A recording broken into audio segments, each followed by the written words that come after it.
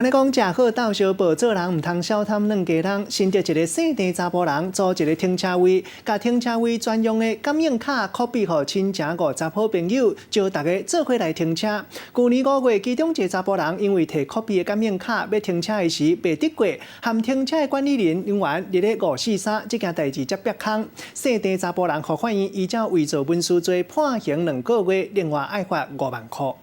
请稍后。 请取出票卡。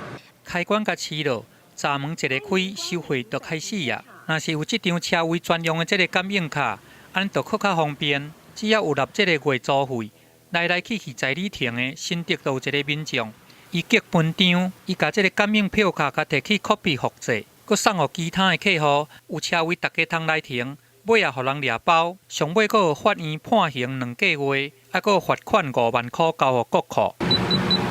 感应票卡从头摕去 copy 的，就是这间停车场有一个姓陈的查甫，伊开1个月3000块来租这个车位，想袂到伊煞想歪车去，甲这个感应票卡复制3份，交互无共客户甲亲戚朋友来用。伫个去年的5月，一个姓杨的查甫人就摕这张伪造的卡，毋过煞录袂过，尾也甲这个停车的管理人员来去冲突，代志才安尼曝空。因为持卡中有电池记录。